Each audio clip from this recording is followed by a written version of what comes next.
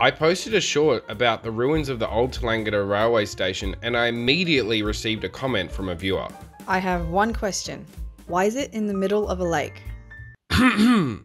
Here's why. The area now called Tallangatta had been inhabited by indigenous Australians for tens of thousands of years by the time the first European settlers arrived in the area in the late 1830s. After only 25 years of European colonisation, the Ginning-Matong clan had been practically erased from existence, thus ending millennia of traditions, beliefs and their unique way of life. For the settlers, farming and grazing were the things to do, and after moving around a bit, the final location of the settlement was decided. The town was officially named Tallangatta in 1854 and became a gateway and supplier to the then burgeoning local gold mining industry.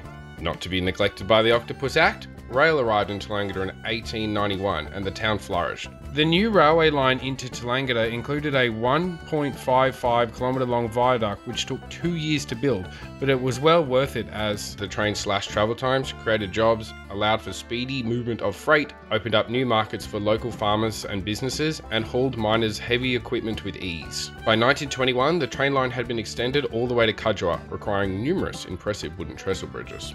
Tallangatta was always a small town, but it wasn't lacking in any way, boasting a decent shopping strip, butter factory, Holden dealership, council offices, pubs, and much, much more. Tallangatta had it all, but for how long?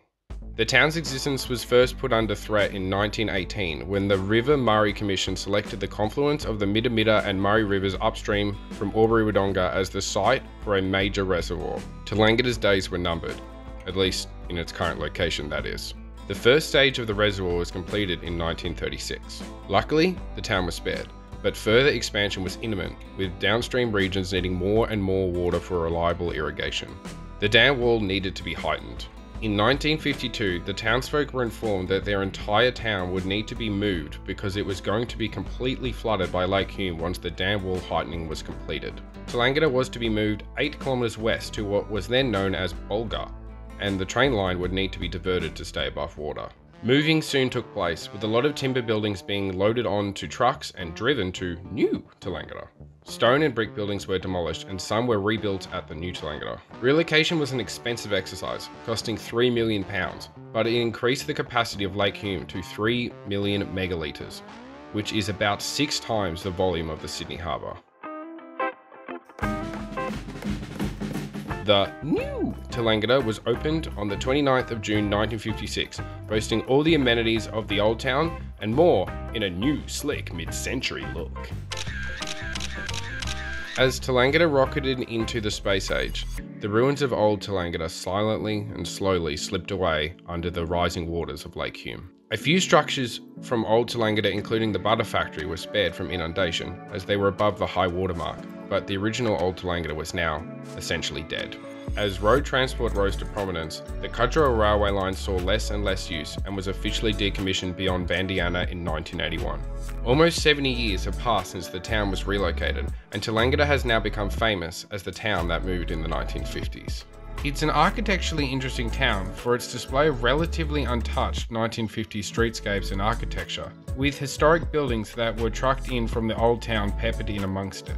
Now being situated on a massive lake, the town has become a secret haven for boaters and fishers alike. As the weather gets drier and drier, the water begins to recede, revealing the hidden remnants of Old Tallangatta. Under the lake once held people's entire lives. This is just part of their story.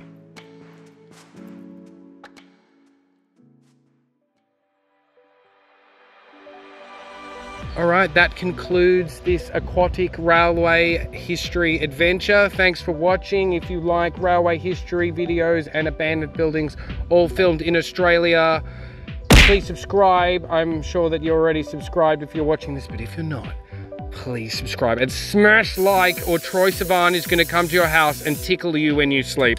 Alright, farewell everyone, and believe in yourself.